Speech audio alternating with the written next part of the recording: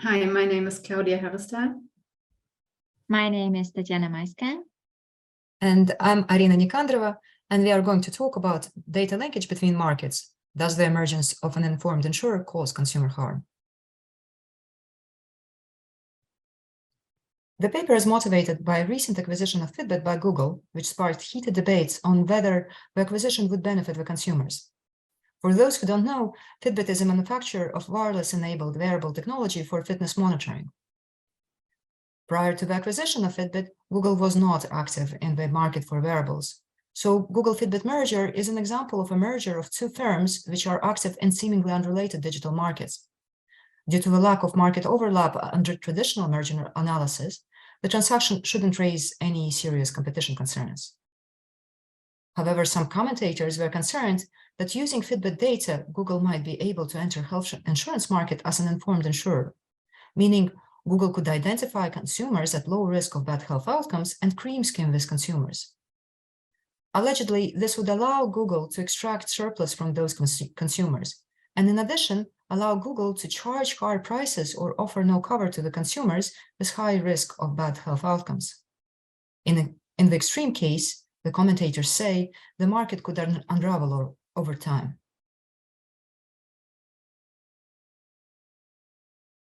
What motivated us is that it is not a foregone conclusion that Google's superior data would or could cause consumer harm. We know that insurance markets are inefficient because of asymmetric information. So Google's superior data, instead of inhibiting functioning of insurance markets, would mitigate the informational asymmetry, thus fostering market efficiency.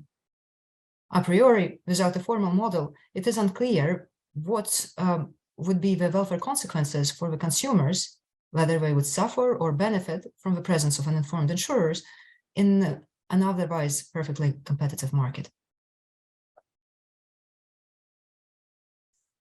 We consider two markets, an insurance market and a product market. In the Google Fitbit example, a product market is a market for wearables, and an insurance market is a market for health insurance. Suppose that two companies operating in different markets merge, creating data linkage between these markets. In our example, the companies would be Fitbit and Google. And in the model, we refer to the merged entity as company 0. The data that leaks from the product market to the insurance market is about the risk profile of a given consumer.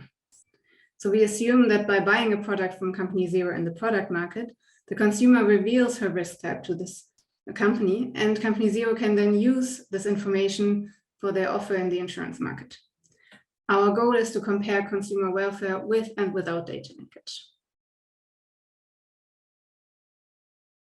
We find that, contrary to what commentators have feared, consumers unambiguously benefit from Google's ability to use health data collected from their fitness watches, provided the insurance market is competitive. The mechanism is simple. Consumers benefit from more intense competition in the product market. To collect data, Google needs to sell fitness watches first. And the prospect of monetizing data makes Google a more aggressive competitor in the fitness watch market, to the benefit of consumers. Of course, this is a very strong conclusion, and it's not without caveats. If we relax the assumption of perfect competition in the insurance market, in general, welfare consequences of the merger become ambiguous. Yet, even if the insurance market is monopolistic, we often get that consumers may still benefit from data linkage.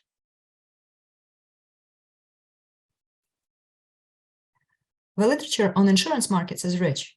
We build on the classical model by Rothschilds and Stiglitz. Our paper contributes to the growing literature on data linkage. The paper that is closest to ours is by Chen et al., published in Rand last year. They share our motivation. The difference is that they model both markets as hoteling duopoly, while our modeling approach, among other things, allows us to study how the number of competitors in the product market affects consumer benefit from data linkage. More importantly, we model the insurance market as in the classical paper by Rothschilds and Stiglitz, so that in our paper, the insurance market is vertically differentiated and features competitive screening. Vertical differentiation is the key to demonstrate that data linkage does not harm consumers in the competitive insurance market. We now turn to our model. For the insurance market, we take the classical model of competitive screening by Rothschild and Stiglitz. In this model, a consumer faces uncertainty about her future income. She has an endowment of Y, and with some positive probability suffers a loss of size L. So her income is either Y or Y minus L. There are two types of consumers. The high-risk consumer has a probability of incurring a loss that is pi H, whereas the low-risk type has a probability of a loss of pi L. And we assume that pi L is less than pi H. The prior probability that a given type is a low type is denoted by gamma. And we assume that consumers are risk averse and both types have the same utility function. So an insurance contract is characterized by premium P and cover Q. The consumer can at most accept one contract. By accepting a contract, the consumer agrees to pay P irrespective of her future income, in exchange for a payment Q whenever the consumer incurs a loss. Hence, the consumer's future income is either Y minus P or Y minus P plus Q minus L. There are 3 or more insurance companies. This is to ensure that even if one insurance company becomes informed about risk types, there's competition amongst uninformed companies. These companies all offer a menu of contracts simultaneously. And after all offers are made, the consumer chooses one contract. So companies are risk neutral. So their profit is either P minus pi I Q if a consumer of type I accepts a contract and 0 otherwise. We model the product market as a differentiated product Bertrand market where consumers have random utility. There are n+1 companies, each producing a variety at 0 marginal cost. Companies compete by setting prices. There is a unit mass of consumers. Each consumer needs exactly one variety. Each consumer's utility from buying variety N is equal to some utility V, common to all varieties, minus price, plus a random taste shock, which is specific to a variety. The realization of the taste shock is known to a given consumer, but not to the companies. Following the literature on random utility models, we assume double exponential distribution for the consumer's taste shock. We assume that the consumer's taste shock is uncorrelated with the risk type of the consumer. Parameter sigma is the degree of product differentiation. If sigma is equal to 0, then all varieties are the same and the consumer chooses the cheapest variety, so that we basically have standard Bertrand competition. If sigma is equal to plus infinity, then the consumer's choice is random and doesn't depend on price at all.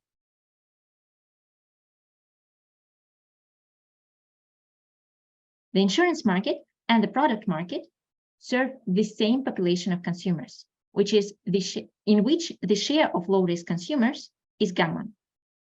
Each consumer buys a product first and then chooses an insurance contract. There is exactly one company that operates in both markets. We refer to it as company 0.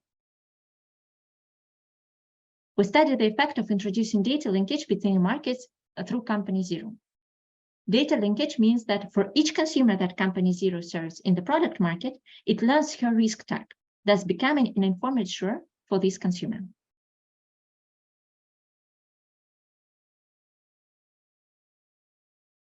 Since company 0 is able to use the information from the product market in the insurance market, we look at the insurance market first. We are going to illustrate the equilibrium on a plane where on the horizontal axis, we have the consumer's future income when there is no loss. And on vertical axis, we have the consumer's future income when there is a loss. For each type of consumer, let's draw a line that corresponds to company's zero profit if a contract is accepted. Note that both lines go through points y minus L, which corresponds to zero premium and zero cover. Suppose that all companies observe the consumer's type. In equilibrium, we reach a first best allocation. The equilibrium contract offers full insurance, full coverage to either type. You can see that both contracts are on the diagonal, and both contracts also have zero profit, offer zero profit to the insurance companies. Full coverage is efficient because the companies are risk neutral and the consumer is risk averse. Zero profit is a consequence of a competitive market. If a company were to make a positive profit on some full insurance contract, another company can undercut by offering a slightly cheaper full insurance contract. Consider now the setting where all companies are uninformed, which corresponds to model by Rothschilds and Stiglitz. The uninformed companies, and for these uninformed companies, the pair of first best contracts is not incentive compatible because the high risk type consumers want to mimic the low risk type.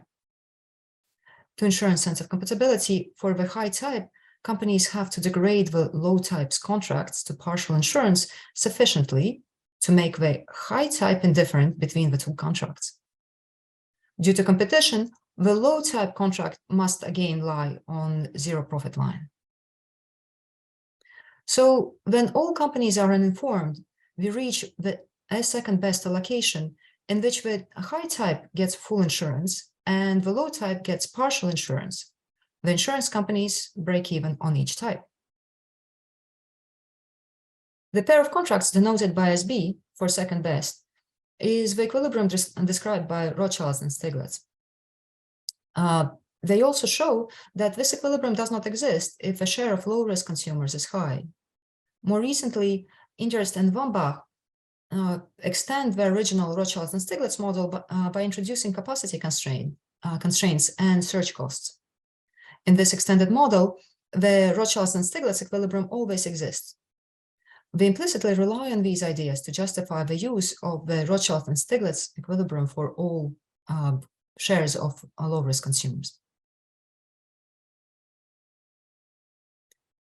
Now suppose that exactly one company observes the consumer's type. Since all uninformed companies break even contract by contract, they do not change their offers in response to the emergence of an informed insurer. They still offer the same menu of contracts as in the Rothschilds and Stiglitz equilibrium. To the high-risk consumer, the informed company offers the same contract as uninformed companies because it is the efficient contract and competition pushes profits on this contract to zero. To the low-risk consumer, the informed company offers a full insurance contract with a premium that leaves the low-risk type just indifferent between this contract and the partial insurance contract offered to him by the uninformed companies. The informed company can offer a full insurance contract to the low-risk type, that is the efficient contract, because informed company does not need to worry about the high type buying the contract that is intended for the low type. That is, the company does not need to satisfy incentive compatibility constraint of the high type. Since the new contract for the low type lies below the zero profit line, in equilibrium, the informed company will earn a positive profit on a low type. At the same time, the welfare of the consumer of either type stays the same as in the Rothschilds and Stiglitz equilibrium. To summarize, efficiency increases in the presence of an informed company, but the additional economic surplus goes to this informed company. The consumer's welfare is not affected by the presence of an informed company. The high type gets exactly the same contract as in Rothschilds and Stiglitz equilibrium. Although the low type consumer served by company zero gets a different contract, this consumer is indifferent between the old and the new contract. An informed company's profit is also unaffected. It is zero in either case. Only the informed company is better off due to the increase in efficiency this company is able to make positive profit on the low risk type. We refer to this profit as capital Pi. So now we turn to the equilibrium in the product market. As we just saw, in the insurance market, consumers are indifferent to whether company zero knows their type or not.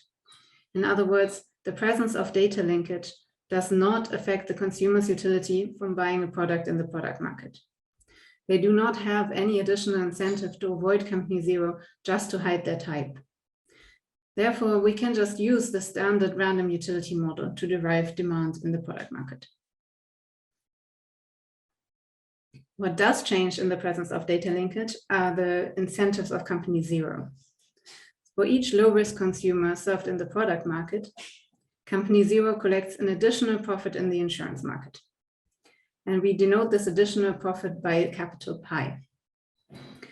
The value of capital Pi can be derived from the insurance market equilibrium, and so is a function of the primitives of this insurance market. So in the context of the product market, for now, we take capital Pi as exogenous. And as you can see, if we set Pi equal to 0, we would be back in a model without data linkage. When there is data linkage, capital Pi is positive.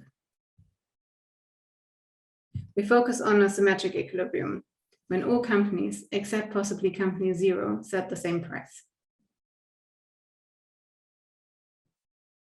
Here's a formal characterization of the equilibrium in the product market. As you can see, data linkage introduces an asymmetry between company zero and all other companies. So for example, it is immediately obvious that the price company zero charges is lower when capital Pi is positive. If there is no data linkage, that is, if Pi is equal to 0, then prices and market shares are equal between company zero and all other companies.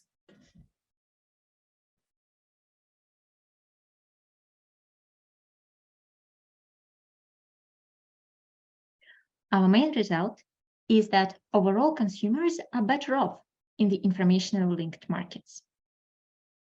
And the mechanism is simple, is as follows.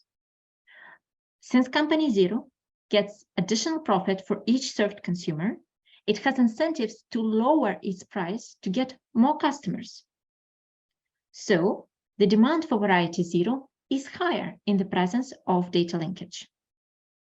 And in response to more aggressive pricing of company zero, other companies also lower their prices T star. Lower prices benefit consumers. To reiterate, the benefit of data linkage comes from an increase in efficiency in the insurance market. Within the insurance market, company zero acquires all this efficiency gain. Part of this efficiency gain passes to consumers through the product market. However, consumers do not reap all this efficiency gain in its entirety. We show that the joint profit of all companies increases with data linkage. Yet, profit of all companies except company zero decreases with data linkage. Hence, company zero is the only company that benefits from data linkage. Moreover, it also rates some of the competitors' profits in the product market. Next, we will talk about the comparative statics with respect to the number of competitors in the product market. A priori, the relationship between the number of competitors and the welfare change due to data linkage is not clear. Indeed, the direction of the effect of N on profits and consumer welfare is the same with and without data linkage. We find, however, that the welfare change due to data linkage is lower in a more competitive market. And in sufficiently competitive markets, the welfare consequences of data linkage, and in particular, the change in consumer welfare due to data linkage, are negligible. The mechanism is as follows. The market share of company zero in the product market decreases with N, even in the presence of data linkage. The decreasing market share of company zero means that fewer consumers reveal their risk type to company zero. And so, as the number of competitors increases, the expected efficiency gain in the insurance market declines. In other words, In our model, competition in the product market limits company Zero's ability to collect data, thus dissipating the insurance market efficiency gains.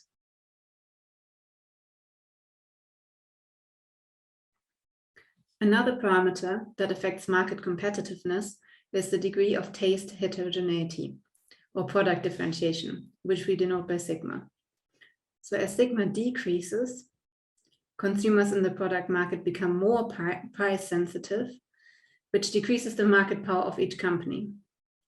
At the limit, when sigma tends to 0, each consumer views all varieties as equivalent, and the market behaves as the homogeneous product benchmark market. Thus, without data linkage, prices of all companies tend to marginal cost, which we assume is 0, and the market shares of all companies are equal. But with data linkage, we see that prices also tend to marginal cost, but the crucial difference is that a company 0 captures the entire market, so the market share of company 0 goes to 1. This is because company 0 can undercut its competitors by an arbitrarily small amount and therefore capture the entire product market. We can see here that the efficiency gain from data linkage in the insurance market is at its maximum. Company 0 captures all of this efficiency gain and does not pass any of it on to consumers.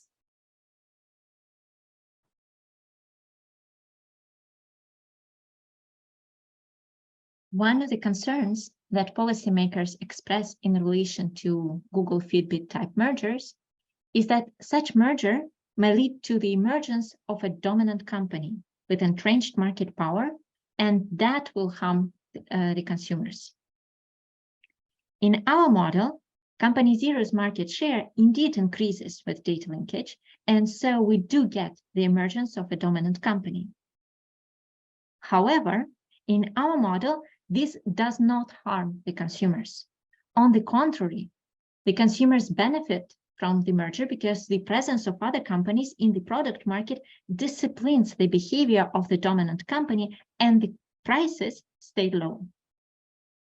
However, what is left outside of our model is the possibility to exit the market.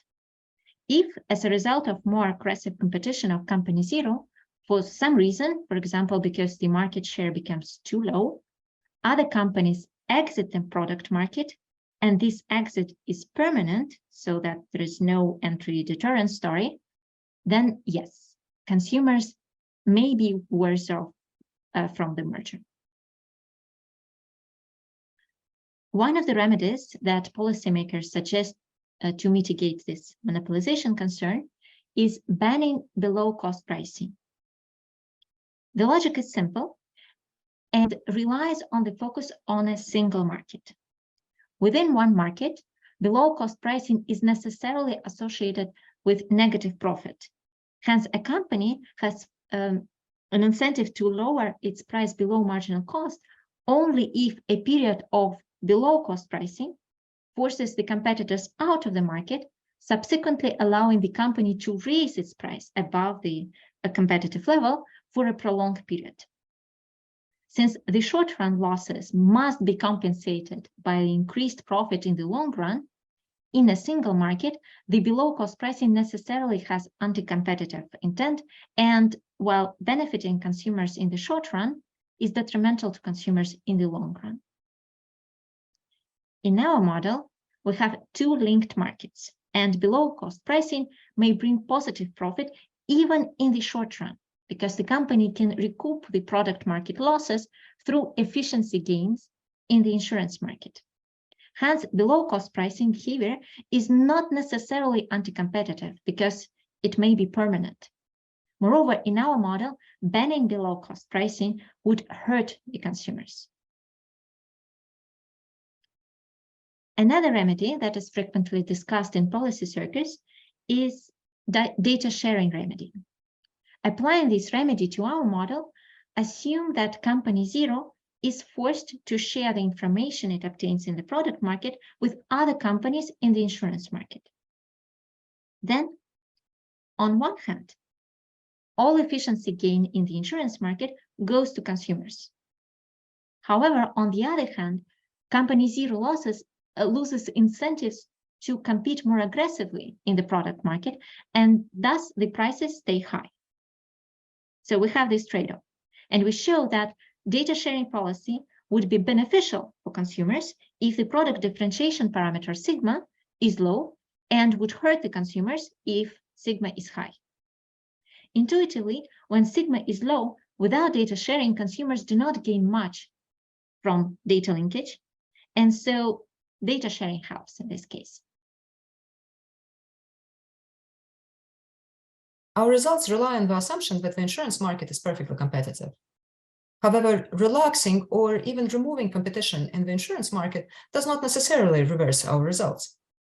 When the share of low-risk consumers, which we denote by gamma, is low, qualitatively, data linkage has the same effect as in our baseline model. Consumers benefit from data linkage. In particular, the uninformed monopolistic insurer does not serve the low-risk consumers and extracts all rents from the high-risk consumers. In contrast, informed monopolist serves both types of consumers, but also extracts all rents. The additional rents of a monopolistic insurer are partially passed on to consumers through lower prices in the product market. So both types of consumers benefit, and they benefit equally. When the share of low-risk consumers is high, results are qualitatively different because, in contrast to our baseline model, high-risk consumers now want to hide their type from company zero. In particular, uninformed monopolistic insurer serves both types, leaving informational rents to the high-risk consumers to induce them to reveal their type. By informing the insurer, data linkage deprives the high-risk consumers of this information rent, which implies that the high-risk consumers would like to hide their type and avoid company zero's product in the product market.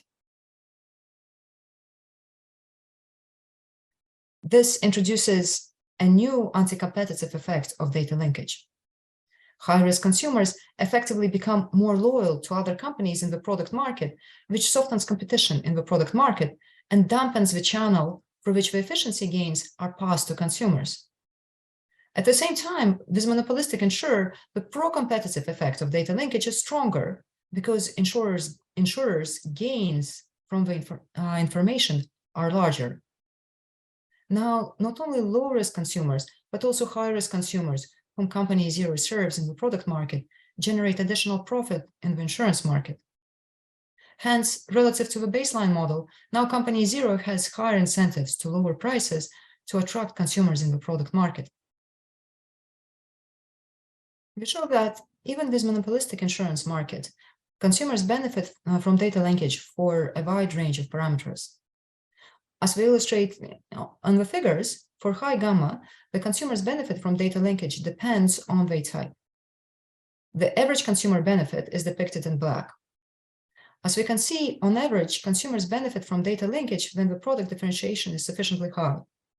In particular, as we move from the left-hand side figure with low sigma to the right-hand side figure with high sigma, the average consumer benefit becomes positive even for very high gamma.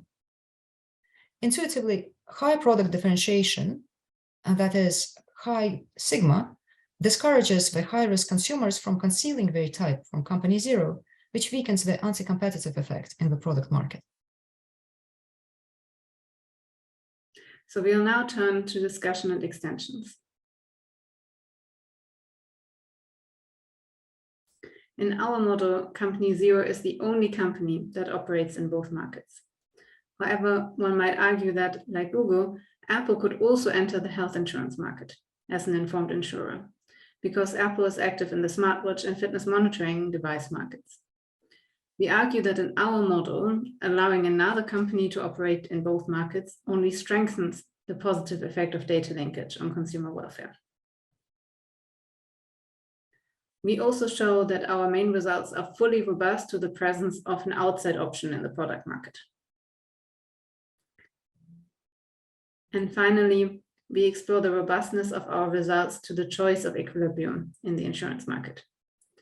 For a high share of low-risk consumers, an alternative to the Rothschild-Stiglitz equilibrium is an equilibrium that involves cross-subsidization, meaning that companies make profit on low-risk consumers, a loss on high-risk consumers, but break even on average. Again, as with the monopolistic insurance market, our results are partially robust. Specifically, for a wide range of parameters, the consumers still benefit from data linkage.